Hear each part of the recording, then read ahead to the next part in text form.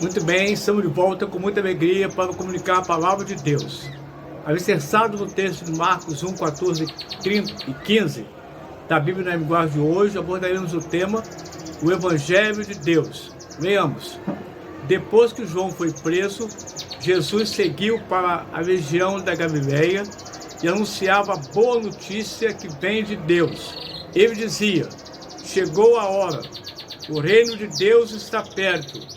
Arrependam-se dos seus pecados e creiam na mensagem de salvação. Arrependimento e fé são expressões fundamentais na vida cristã. São os primeiros passos na caminhada para a eternidade. Encontramos-nos sempre juntos quando são autênticos. O arrependimento é incompleto sem a fé. A fé sem arrependimento é impossível. A palavra arrependimento significa mudança de mente. Não haverá, no entanto, reforma de vida sem que haja um retorno a Deus. Isso não se processará sem que o homem se disponha a renunciar aos seus pecados, aceitar o perdão de Deus, confiar nas promessas de Deus, orientar-se pelo Evangelho de Deus. E tudo isso é decorrência da fé em Jesus Cristo como Salvador. Arrependimento e fé constituem a primeira peça de um processo que resultará no domínio moral de Deus na vida e na consciência daqueles que Ele chama do pecado para a salvação. A missão de João Batista, como preparador do caminho do Mestre, chegar ao fim. Jesus começou então a pregar aquilo que Deus tinha para revelar ao mundo. E com que simplicidade o fez. Sua primeira mensagem foi semelhante à do seu precursor, com uma diferença substancial. João exortava o povo ao arrependimento. Jesus acrescentou ao arrependimento a necessidade de crer no Evangelho. Enquanto apareceu João Batista no deserto, batizando o povo e anunciando esta mensagem: arrependam-se dos seus pecados e sejam batizados, que Deus os perdoará. Marcos 1, verso 4.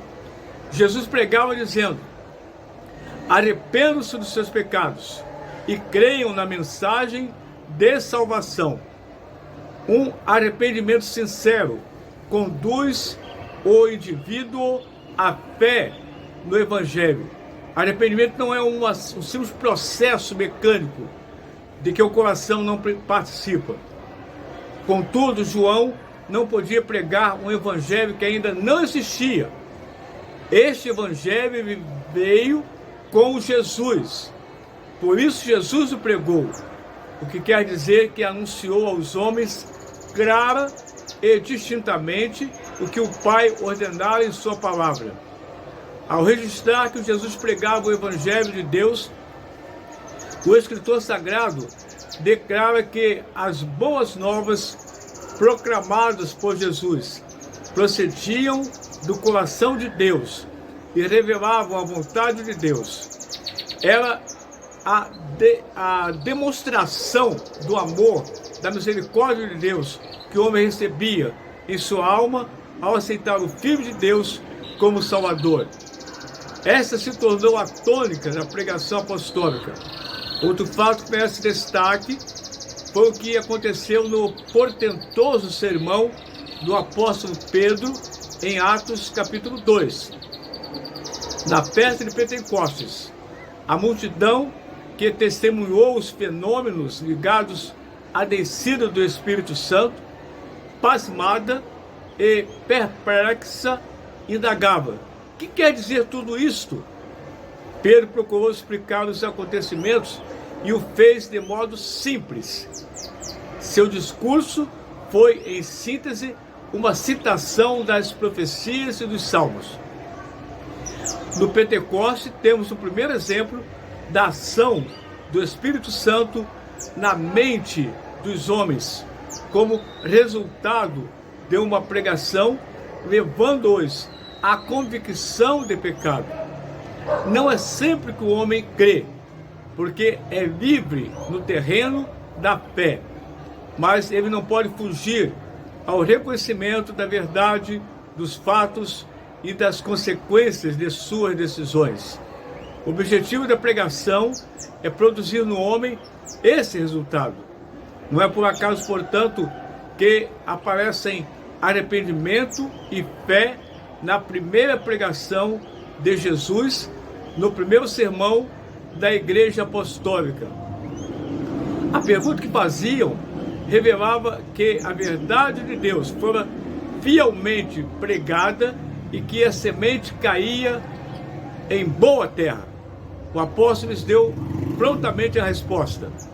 Tornava-se necessário o arrependimento. Seria meia volta na maneira de pensar. Equivalia ao repúdio da alma do mal praticado, até mesmo o monstruoso pecado de haverem matado o Cristo de Deus podia ser perdoado. Em seguida, era preciso testemunhar publicamente, pelo batismo, a mudança completa e a aceitação de Jesus como Cristo. Temos aí a súmula da doutrina cristã no que concerne ao homem e a Deus. Arrependimento e fé da parte do homem, perdão dos pecados ou justificação e dom do Espírito Santo e santificação da parte de Deus. Creio que nem o próprio apóstolo Pedro, ao terminar seu sermão, tivesse noção bastante clara da universalidade da promessa de Deus. Falando, porém, sobre a inspiração do Espírito Santo, inclui como testemunho os destinatários da promessa, não só os judeus de Jerusalém e os da dispersão, mas também aqueles que dentre os gentios aceitassem Jesus como o Messias. Com muitas outras palavras que não são registradas no texto, exortava os que criam que se afastassem daquela gente obstinada em não crer. Desse modo, fugiriam ao aniquilamento que lhes sobreviria quando da destruição de Jerusalém, o que aconteceu no ano 70, após 5 meses de assédio imposto pelo exército romano, sob o comando do grande general Tito. Isso se dá como resultado. E permito-me mencionar aqui um fato. No prefácio do livro Robinson Crusoe, seu autor, o novelista britânico Daniel Defoe, relata a respeito dos protestos de seu pai e dos rogos e lágrimas de sua madrasta. Ele fugiu do condado de York para levar uma vida de aventuras nos 7 mares. Em uma de suas viagens, o navio em que era tripulante foi atingido por um furacão vindo a naufragar. O improvisado marinheiro quase morreu afogado. Naqueles momentos de angústia em que se debatia agarrado a uma prancha de madeira, ele percebeu a loucura, o desatino e as consequências funestas da insensata decisão que tomara. Resgatado por rústicos barcos nativos e já seguro em terra firme, pensou em voltar, em regressar ao lar imediatamente, mas sentia-se envergonhado de revelar o suavizador arrependimento aos seus familiares, temendo ao mesmo tempo a zombaria de que seria alvo por parte de seus amigos, companheiros. Destarte, escreveu Defoe: os homens não têm precisamente vergonha do pecado, mas têm de um público arrependimento. Amém. Oremos nesse instante o nosso Deus. Nosso Deus e nosso Pai, que a Tua palavra encontre guarida em nossos corações, nas pessoas que estão assistindo esse vídeo, e que haja arrependimento de pecado para a salvação em Jesus Cristo, nosso único e eterno Salvador. Nós oramos agora e para todo sempre. Amém.